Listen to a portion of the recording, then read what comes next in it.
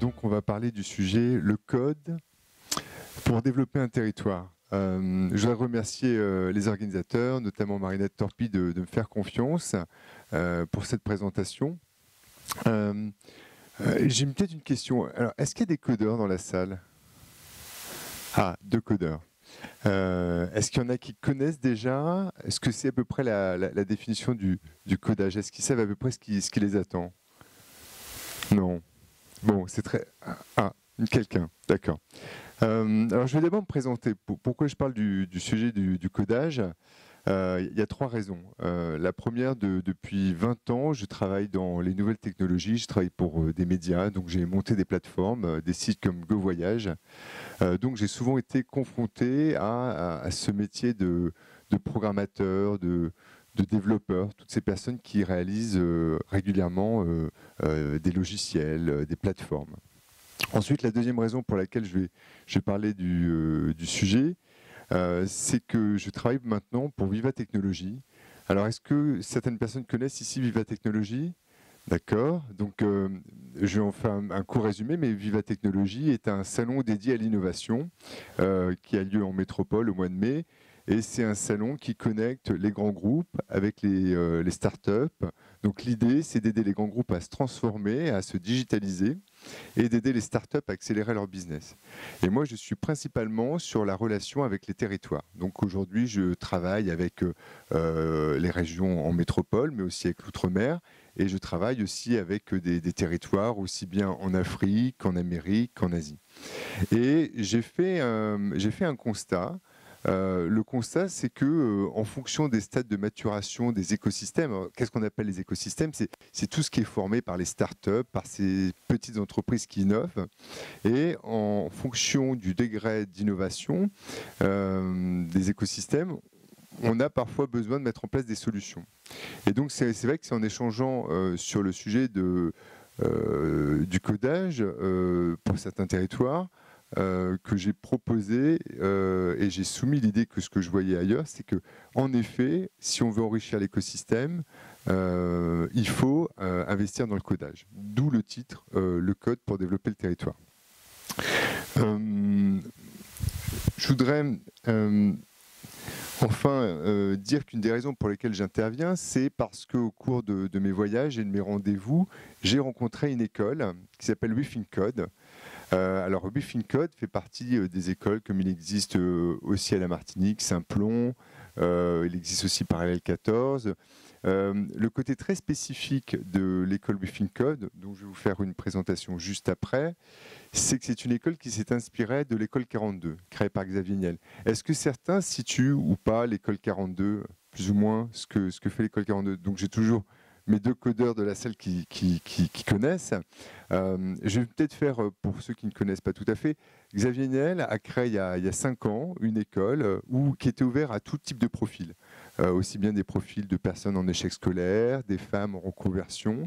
Et l'idée, c'était d'expliquer que n'importe qui pouvait apprendre à coder. WeThinkCode, comme je vous l'ai dit, c'est énormément inspiré de ce concept. On a même repris tout l'aspect académique.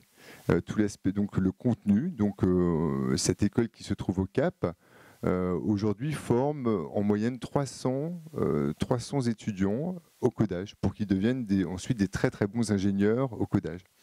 Moi, je participe à l'aventure notamment sur les partenariats académiques et stratégiques. Cette école en Afrique du Sud, en fait, je fais une petite parenthèse, est financée aujourd'hui par les entreprises qui financent la formation de ces jeunes codeurs, puisqu'elles se disent que le meilleur moyen d'enrichir à un moment leur écosystème de profils de codeurs, c'est de financer la formation, et donc financer ces profils-là. Je vais passer ce film à présent, qui est assez intéressant. Alors, ça y est. What if we can recode the way the world works? Recode gravity. Turning challenges into opportunities and walls into stepping stones. What if we could break down the barriers of our past and unlock the potential within us by coding the future? Recode the way we hear, the way we feel, and the way we interact. What if we could create new life from nothing so that navigating our world becomes simpler? And what if we could recode the way we play? By thinking of problems as a game and gaming as a solution. What if we can recode how we learn? And that switching on doesn't mean switching off. What if we can recode the way we move so that we move better together? So that tomorrow we can all share in the newly found wonders of our world. The real question we should ask ourselves is what if we think code? Alors c'est un film que j'aime beaucoup parce qu'il fait passer plusieurs messages. Le premier, c'est qui parle anglais dans cette salle? D'accord. Plus ou moins. En fait, on a pu dire, en plus du codage, c'est vrai que c'est important de parler anglais. Je pense que les deux codeurs dans la salle peuvent le confirmer. C'est moi qui ai donné l'heure avec mon ordinateur. En fait, voilà, ce qui est important de souligner, c'est que j'ai fait exprès de le laisser en anglais parce que c'était aussi pour rappeler qu'un des éléments, en plus de maîtriser le codage, il faut se mettre à l'anglais, c'est important. Et je le rajouterai aussi un peu plus dans l'entreprise, enfin dans la présentation, dans la conférence, c'est aussi de développer l'entrepreneuriat. Je pense que c'est un triptyque qui est assez important d'avoir en tête. Voilà. Ensuite, ce que j'aime dans ce film, c'est que on matérialise un peu plus avec ces visages de jeunes quel est l'enjeu du codage. On voit bien que le jeune qui est passionné par les jeux peut à son tour créer des jeux. On voit que c'est très inspirationnel pour eux. Alors parfois pour nous ça peut paraître très éloigné, hein. Moi, l'idée de cette présentation, je ne savais pas qui serait dans cette salle. Je ne sais pas si ce serait des jeunes, des étudiants en recherche d'orientation. Maintenant, quand je vois, je sais que, à la rigueur, pour moi, l'enjeu, c'est de vous convaincre, de faire passer le message aussi, de dire tout le monde peut être codeur et que ça apporte une vraie valeur ajoutée. Voilà. On va passer. Alors, on en vient à la définition du codage. Alors, j'ai voulu faire simple et en me disant, mais on peut trouver différentes définitions.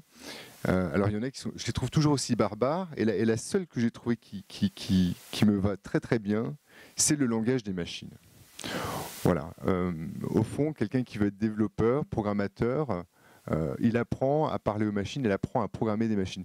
On est plutôt d'accord avec les deux codeurs qui sont dans la salle. C'est pour moi, ça me semble la définition la plus simple si on veut l'expliquer autour de soi. Comme vous le savez, le monde dans lequel on vit au milieu des machines, hein, aussi bien ce qu'on a dans la poche avec nos ordinateurs que les logiciels qui sont dans nos voitures. Voilà, on voit bien que de plus en plus, tout se numérise. Et au fond, le codage, c'est vraiment apprendre. Je fais attention en bas. Voilà. C'est apprendre les différents langages de machine. Alors, moi, vous savez, je ne suis pas codeur. Mais c'était pour expliquer qu'est-ce qui se cache derrière ce mot de codage, de développeur, de programmateur. Donc vous voyez ces symboles, alors vous qui êtes certainement en partie novices, ce sont des symboles qui correspondent à des langages qui existent déjà pour certains pour plus d'une trentaine d'années. Hein. Les langages comme Java sont très anciens, Python aussi. J'ai mis exprès celui de Scratch, puisque c'est un logiciel qui est dédié aussi à des profils beaucoup plus jeunes. D'ailleurs, aujourd'hui, on trouve de plus en plus d'écoles ou d'ateliers qui sensibilisent les enfants au métier de codage. Parce que, au fond, c'est un peu comme une langue, c'est un peu comme apprendre l'espagnol ou l'anglais. Plus on y est sensibilisé tôt, et mieux c'est. Puisqu'on va développer des automatismes, une compréhension, une logique. Ensuite, pour moi, ce qui était intéressant de montrer, c'était pourquoi coder, quelle était la valeur ajoutée. Alors, j'ai fait exprès de prendre les symboles des GAFA, de ces grandes entreprises, Alibaba.com avec sa capitalisation 486 milliards, Google 711 milliards, Amazon qui a dépassé le milliard. C'est juste pour rappeler que elles ont toutes été des startups. Ces entreprises ont toutes été des startups. c'est pas un hasard si j'ai mis la Martinique. C'était aussi pour souligner que on peut aussi parfois aujourd'hui comparer qu'il y a des territoires qui essayent de se positionner comme des nations tech, comme ce qu'on dit que tech nation, et qu'une des premières pièces à mettre à l'édifice, c'est justement d'avoir des codeurs, des programmateurs. J'aime souvent cette image que je donne, c'est de dire, en fait, les programmateurs, les développeurs, ce sont les maçons d'une maison. C'est-à-dire qu'en fait, lorsqu'on a besoin de construire une maison, un projet, on a besoin d'un architecte, on a besoin d'un chef de projet, mais on a aussi besoin de toutes ces personnes qui réfléchissent. Et qu'au final, quand le sujet est le code pour développer un territoire, c'est la valeur. Voilà, c'est la valeur ajoutée de former les jeunes, ou aussi les moins jeunes. Ça, c'est important de le souligner, puisque le codage, ce n'est pas seulement ouvert aux jeunes, mais à tout type de profil. D'ailleurs, dans l'école que je vous ai présentée, aujourd'hui, on a aussi bien des femmes qui sont en reconversion professionnelle que des jeunes étudiants qui ont été en échec scolaire. D'ailleurs, ça c'est peut-être un point à souligner sur lequel je n'ai pas suffisamment insisté. Il faut savoir une chose, c'est que il est prouvé, et on le voit beaucoup avec l'école Within Code, ce ne sont pas les meilleurs élèves à l'école qui deviennent les meilleurs codeurs. Voilà. Donc,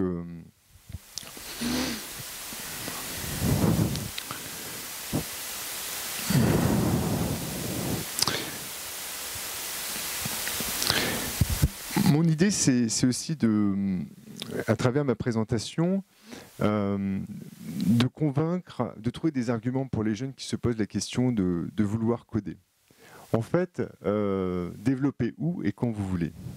Et c'est vrai que la Martinique, de ce point de vue-là, a une position très très intéressante.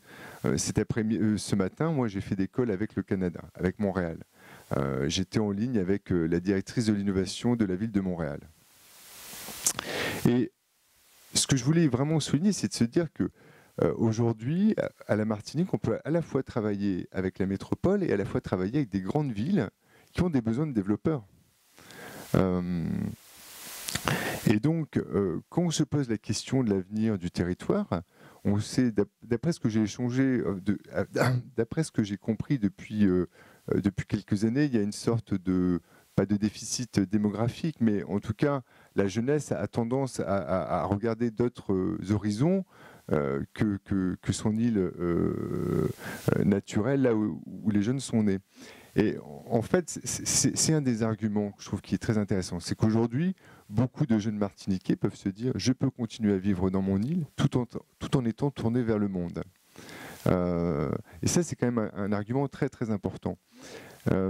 J'ai rencontré la semaine passée le service économique de l'île Maurice. Et je trouvais ça très intéressant puisqu'il m'expliquait comment ils avaient pu, en fait... Alors, ils sont tombés dans un contexte très particulier, l'île Maurice, puisque dans les années 70, ils avaient besoin... Enfin, ils ont été un élément clé culturel entre des besoins qu'il y avait en France et en Europe et l'Inde. Et ils avaient cette double culture. Et cette double culture a permis donc à l'île Maurice d'avoir des entreprises de TIC qui sont venues s'implanter. Ils ont formé beaucoup de développeurs. Et donc ces développeurs ont travaillé à la fois entre la France, la métropole, l'Europe et l'Inde. Et ils ont même été une clé de voûte parce que ce que me racontait le service économique de l'île Maurice, c'est qu'à l'époque, les Français de métropole n'étaient absolument pas bons pour travailler avec l'Inde. Et que ce territoire, Maurice, a été une sorte de clé de voûte des échanges franco-indiens. J'aime bien, j'avais envie de faire ce parallèle parce que, encore une fois, la Martinique est dans les Caraïbes et qu'il y a des aspects culturels qu'il faut prendre en compte qui sont aussi un atout. Au fond, on s'aperçoit que ce qui est bien dans le digital, dans les nouvelles technologies, c'est que vos faiblesses deviennent des sacrés atouts. En fait, il n'y a que des atouts.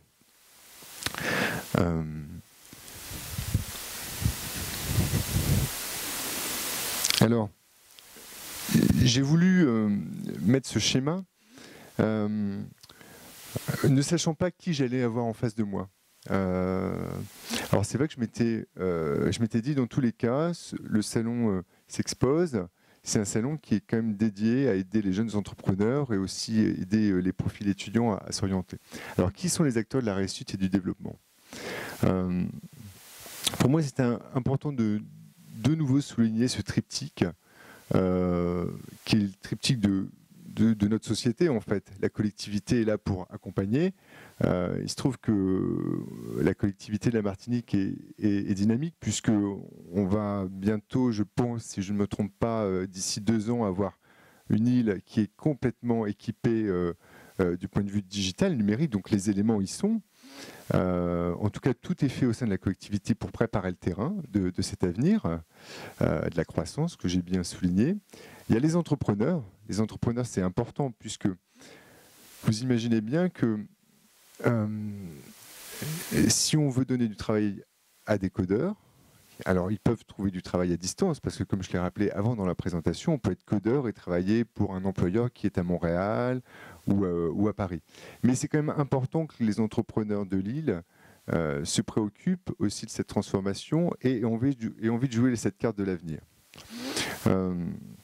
Et enfin, c'est bien sûr la jeunesse, c'était l'idée de cette présentation, c'est toujours l'idée de cette présentation, c'est lorsque vous rencontrez des jeunes qui se posent la question de leur avenir et de leur métier, il ne faut pas hésiter à les encourager. Alors,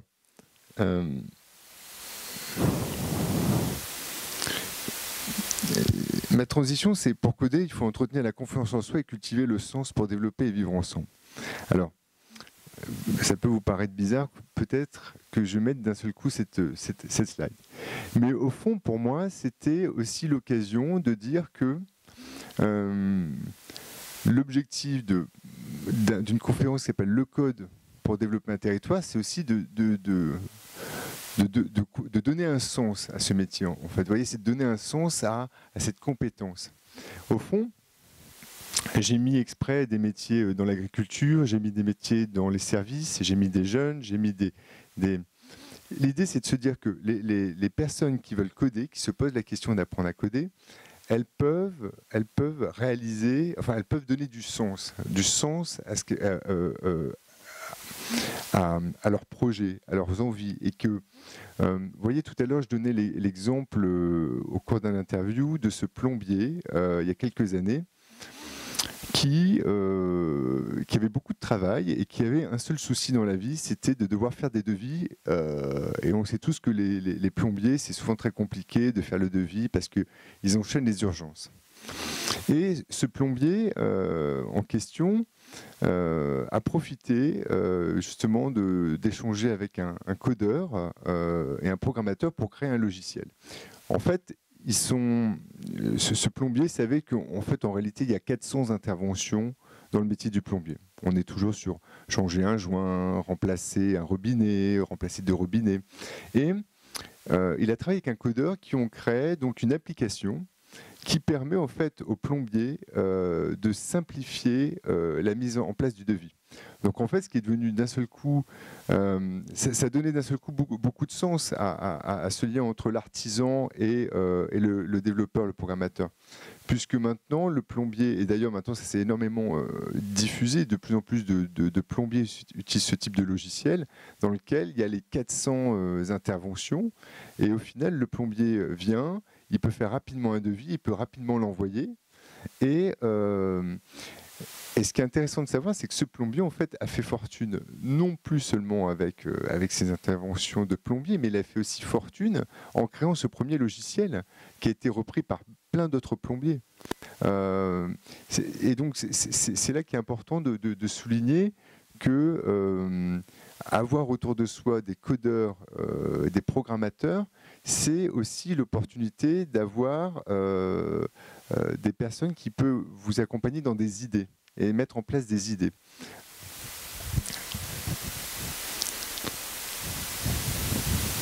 Alors,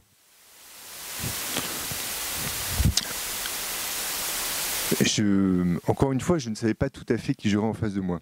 Mais l'idée, c'était de dire, alors, il faut du sens et anticiper. Donc l'idée, c'est que 80% des métiers de demain, on ne les connaît pas. On ne sait pas encore les compétences qu'il faudra pour, même pour nous tous. Moi, j'ai 42 ans, je risque encore de changer de métier, je ne suis pas codeur. Alors, je sais un peu coder, mais je ne peux pas m'annoncer comme codeur. Alors, nous ne faisons rien de bon que par notre métier.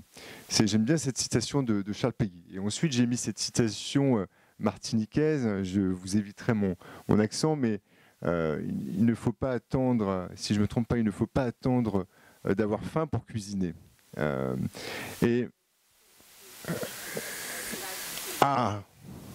Bon. Alors je me corrigerai, mais merci. L'idée c'était de dire voilà, il faut anticiper, d'être sensibilisé au codage autour de soi. Il faut anticiper certainement aussi d'apprendre le codage, puisque les besoins arrivent. Moi je le vois bien avec les pays avec lesquels je travaille. Et qui ont une pression sur la montée en puissance de leur écosystème, ils mettent en place des écoles. Voilà. Donc, et d'ailleurs, je pense que régulièrement, peut-être les deux codeurs qui sont dans la salle peuvent nous confirmer. Je pense que vous êtes dans un environnement où l'offre et la demande est extrêmement confortable. Vous choisissez comme vous voulez votre employeur.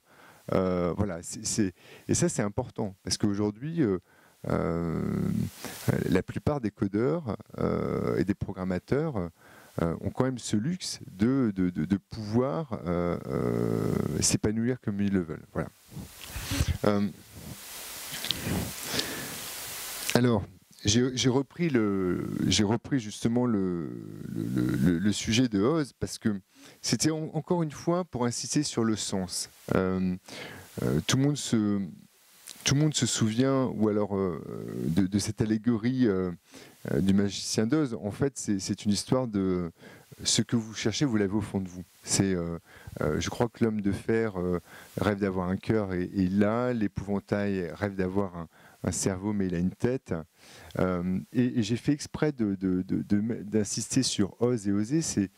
Il ne faut absolument pas hésiter à convaincre les jeunes ou à apprendre le codage. Il faut, parce que aujourd'hui, cette nouvelle génération va découvrir à travers la création d'outils, ils vont pouvoir développer leur potentiel créatif. Et quand je parle du potentiel créatif, c'est pas seulement d'un point de vue artistique, c'est aussi d'un point de vue commercial, c'est aussi d'un point de vue... tout le monde peut être créatif à sa façon, trouver des solutions. Rien que trouver une solution, répondre à un problème est une part de créativité. Et donc, encore une fois, l'idée c'est de se dire il faut dépasser l'image parfois du côté barbare du mot programmation, de se dire mais non, je suis pas un geek, j'y comprends rien, c'est pas pour moi. En fait, on s'aperçoit que plus on s'y intéresse et mieux on comprend. Moi, par exemple, ma formation d'origine, c'est l'histoire et l'histoire de l'art. Alors, vous voyez, 20 ans plus tard, j'ai travaillé dans des startups, j'ai aussi un peu codé, j'ai monté des plateformes. Mais ce qui a fait que j'ai réussi et je réussis à m'épanouir dans mon métier, c'est qu'à chaque fois, j'ai osé apprendre, j'ai osé être curieux. Voilà. Alors, je voulais faire ce focus sur aujourd'hui les écoles qui existent à la Martinique. Alors, j'aurais pu rajouter la Parallèle 14, car si je ne me trompe pas, il y a Parallèle 14 aussi, je les ai découverts hier. Donc, excusez-moi, mais l'idée, c'était de se dire, voilà, sur l'île, on peut apprendre, il y a différents types d'écoles. En soulignant aussi que le concept original de la plupart de ces écoles de codage, souvent, il n'y a pas d'enseignants, ou peu. Il y a beaucoup d'entraide. Donc on est vraiment sur des valeurs en plus qui sont extrêmement intéressantes. L'école 42, comme l'école Briefing Code, les tuteurs créent des programmes, en tout cas des outils de monitoring, et on apprend entre codeurs. Alors je ne sais pas de quelle façon les deux codeurs qui sont dans la salle ont appris. Vous avez appris où, par exemple? À l'école? Et quelle école? Ici, à la Martinique? À Montpellier, d'accord. En tout cas, ce qui est intéressant de montrer, c'est que pour les Martiniquais, à la fois vous pouvez apprendre avec des écoles qui sont proches, et ça peut être bien pour des premières étapes, mais qu'ensuite, c'est vrai qu'il existe même aujourd'hui des très très bons outils qui sont mis à disposition. Des outils comme des MOOC, on peut aussi apprendre à distance, des personnes ont ces capacités. Je pense notamment par exemple à l'Institut des mines télécoms avec lesquels je travaille. L'Institut des mines télécoms aujourd'hui a des très très bons outils qui sont d'ailleurs même réutilisés dans des zones en Afrique parce que la qualité est assez exceptionnelle du niveau de tutorat. Voilà. Pas de questions sur les écoles ? Tout hasard. Bon. L'idée, c'est agir et faire. Alors, j'aime beaucoup, vous savez, c'est la phrase que j'utilise tout le temps dans ma vie de Nelson Mandela. It always seems impossible until it is done. Vous voyez, comme un bon français, j'ai un accent assez Frenchy, mais voilà, c'est ça. Il faut le faire, ça semble impossible. Et donc, l'idée, c'est de se dire, voilà, vouloir accompagner les jeunes, vouloir les sensibiliser, ce n'est pas impossible. Moi, c'est la raison pour laquelle j'ai accepté d'être là, c'est que je me suis dit, c'est une opportunité certainement aussi de voir différemment ce métier de programmateur et de codeur. C'est de se dire, en fait, derrière, il y a du sens, il y a des projets, il y a de la valeur. Et que voilà, il faut agir simplement, faire simplement. Et j'espère que de cette présentation, ça sera l'occasion de beaucoup d'avoir une autre vision du métier de programmateur et de codeur. Je ne sais pas ce que pensent les deux codeurs de la salle, mais est-ce que j'ai un peu réussi à réconcilier avec l'image parfois pas négative mais barbare qu'on peut avoir du métier de codeur? Je me permets de poser la question. Hein. C'est toujours plus agréable lorsque c'est interactif. Tout à fait. Donc, moi, ma vision, elle n'a pas vraiment changé parce que j'ai voulu participer à cette conférence parce que j'en suis persuadé que c'est un levier super intéressant pour nos territoires, que ce soit en Martinique ou en Guadeloupe, de croissance, pour ramener du monde. Effectivement, on a tous ces statistiques en tête. De personnes qui s'en vont, et quand je vois ça, je me dis mais je comprends pas. Enfin, j'ai fait le chemin inverse. J'ai passé 11 ans en métropole, je suis revenu et je suis vraiment très content d'avoir fait ce chemin. Et en fait, le monde, pour moi, il a vraiment changé. Il faut être conscient, il faut le conscientiser. Et à travers ma position de codeur, c'est vrai que moi, je ne vois que des opportunités autour de moi. À partir de la Caraïbe, j'ai des clients dans le monde entier. Tout ça à travers une connexion Internet, quoi. Et quand je vois d'autres personnes qui partent alors qu'on a tout le terreau nécessaire pour justement faire du business, créer de la valeur un peu partout, je dis bon c'est bien dommage. Et le thème de la conférence, quand je l'ai lu, je dis tiens, il y a d'autres personnes qui pensent comme moi et ça serait intéressant de divulguer un peu cette façon de penser en tout cas. Et en tout cas, je vous remercie d'avoir choisi ce thème et de l'avoir développé. Je pense qu'il y a beaucoup de choses à faire. Il y a toute une vague de pensée à diffuser à ce niveau-là. Je pense qu'il y a des territoires qui l'ont compris, peut-être pas dans la Caraïbe, mais ailleurs.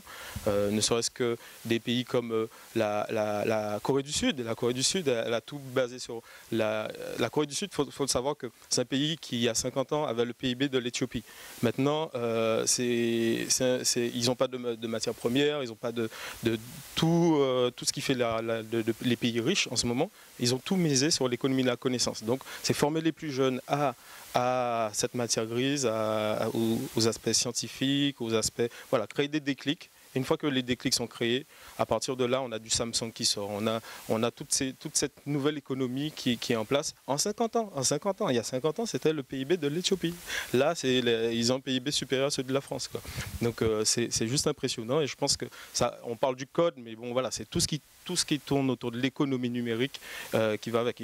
On est un groupe d'amis qui sommes dans ce cas-là, qui sont revenus, qui avaient des hauts postes en métropole, qui reviennent ici, qui ont des clients dans le monde entier et qui, à côté de ça, ont une vie de famille super épanouie ici, mais avec du business dans le monde entier, quoi. Donc je pense que voilà, on l'a abordé avec la verticale code, mais tout ce qui tourne autour du digital, c'est super intéressant de en tout cas s'y pencher, quoi. J'ai un parfait ambassadeur. Bonjour à tous. Moi personnellement aussi je suis codeur, donc j'ai étudié à Montréal pendant 3 ans on va dire, et après mes études j'ai décidé, en fait j'ai eu une proposition de Air Canada pour travailler chez eux, mais je suis revenu ici au final parce que je voulais aussi rapporter ce que j'ai appris en Martinique. Et arrivé ici, en fait, j'ai commencé à faire des petits sites pour les gens, et tous les jours, tu as quelqu'un qui a besoin de faire un site ou qui a son idée, qui veut en fait un programmeur, c'est ça comme vous dites, avoir un programmeur à côté de lui. Et en Martinique, c'est quelque chose qui manque.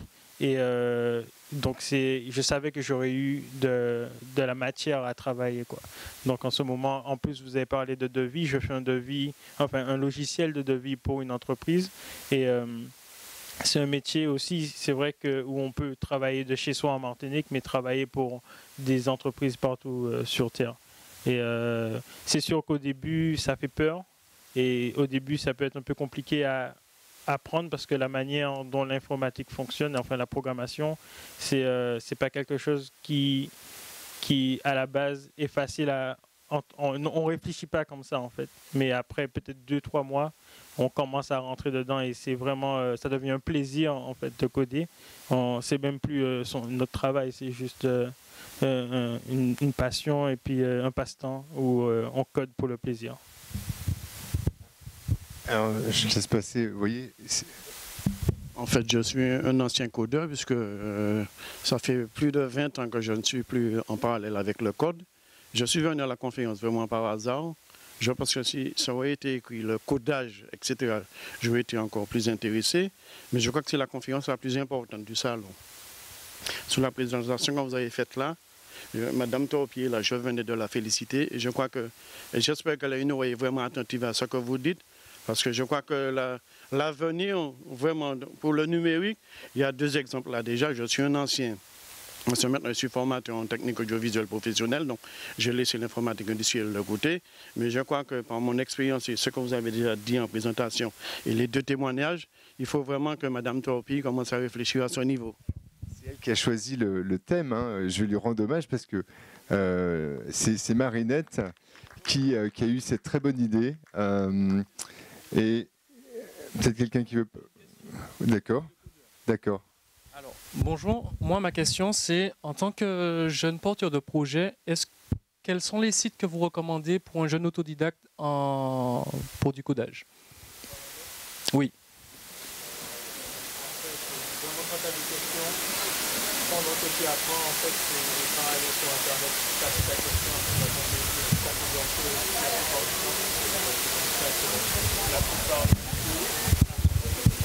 D'accord.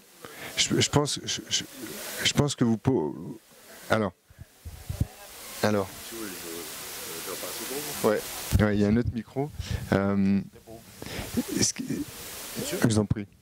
Je pense qu'on a encore un peu de temps et justement c'est intéressant de voir en tout cas que on sait pas, enfin Marinette, vous n'êtes pas trompé sur le sujet, en tout cas les équipes se sont pas non plus trompées sur le sujet et ça me fait extrêmement plaisir d'avoir les témoignages de ces codeurs. On sait que le chemin est long, mais en tout cas j'ai envie de vous proposer, vous qui êtes codeur, vous devriez être ambassadeur dans les lycées.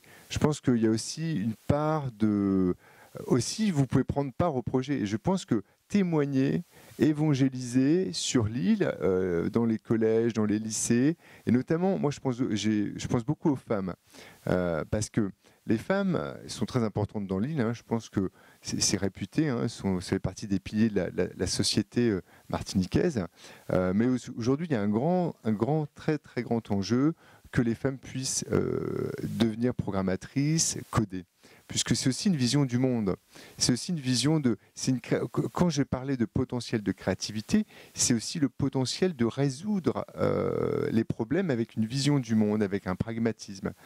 C'est pour ça que c'est important que les femmes, que les jeunes filles dans les lycées, les collèges, se disent non, mais ce métier m'est aussi ouvert. Peut-être elles ne seront pas programmatrices toute leur vie ou elles ne seront pas développeurs toute leur vie, mais elles auront en tout cas acquis une logique, une vision. Et quand vous y pensez au confort que ça peut apporter, c'est qu'une femme peut aller déposer ses enfants le matin, s'occuper de sa vie de famille, et en même temps, elle peut coder entre 9h, 11h, reprendre ensuite sa vie de famille, et ensuite coder l'après-midi. Ce qui est bien, c'est qu'il y a une grande agilité dans ce métier. Et c'est pour ça que c'est quand même important de sensibiliser les générations, les jeunes générations à ce métier. C'est vrai que Marinette m'avait dit, et je vais reprendre, elle m'avait dit, on a un peu raté la révolution industrielle, il ne faut pas qu'on rate cette révolution. Et il n'est pas trop tard, enfin le timing est bon. Ça tient à ce schéma que j'ai montré, il y a la collectivité, il y a les entrepreneurs, il y a la jeunesse. Voilà. Pas d'autres questions, pas d'autres remarques? Ah, Daniel. Non, mais juste rapidement, moi j'ai vécu un peu la transition. Donc moi, quand j'ai commencé à mes études, donc ceux qui faisaient un peu de code, c'était un peu les geeks. Et aujourd'hui, je vois qu'il y a tellement, enfin j'étais vraiment à cheval, j'ai l'impression, entre ces deux périodes-là où tout le monde a envie d'apprendre à coder parce que on a l'économie du numérique montre que bon voilà, c'est à ce niveau-là qu'il y a le maximum de leviers intéressants et des personnes qui ont des idées mais qui n'arrivent pas à les concrétiser directement sans avoir l'aide de codeurs ont besoin justement soit d'apprendre, soit de trouver quelqu'un. Et vu le nombre de sollicitations que j'ai à ce niveau-là, je pense qu'il y a un truc qui a switché. Le codeur, il a une sorte de pouvoir, j'ai l'impression, mais très clairement, où il y a une sorte de la vitesse d'exécution entre ce qu'on a dans la tête et le concrétiser, le fait de pouvoir le faire directement, ben ça donne du pouvoir, très clairement. Et il n'y a qu'à voir, dans les GAFA, il y a... Allez, 80% des fondateurs des GAFA sont des codeurs. Zuckerberg, Bill Gates, enfin voilà, ils sont tous... Et pour moi, j'ai essayé d'expliquer ça, je me suis dit, en fait, je pense que c'est la capacité d'exécution qu'ils ont entre l'idée et le test, en fait. Et du coup, ça fait toute la différence. Bon. C'était une bonne conclusion et merci de cette conclusion parce que, voilà, donner l'exemple en effet des GAFA qui sont nés avec des développeurs, voilà, c'est l'exemple même. Je suis persuadé qu'on trouvera à la Martinique des jeunes qui seront capables, et même sans être un GAFA, je veux dire, il suffit qu'une entreprise fasse même 30, 20, 40 millions d'euros de chiffre d'affaires sur un secteur, sur un logiciel, c'est tout de suite 100 emplois, 50 emplois, 200 emplois. Donc sans être des GAFA, on peut avoir des très belles ETI, des très très belles ETI. Donc voilà. Et notamment le marché autour, ETI, entreprise de taille intermédiaire. Ce qu'on appelle les ETI, c'est les... voilà, exactement. Bon, ben voilà, pour les conclusions. Je serai à 18h45 sur les recommandations de mes expériences, sur mes retours d'expérience à 18h45. Voilà. Ose Martinique, le futur s'entreprend aujourd'hui.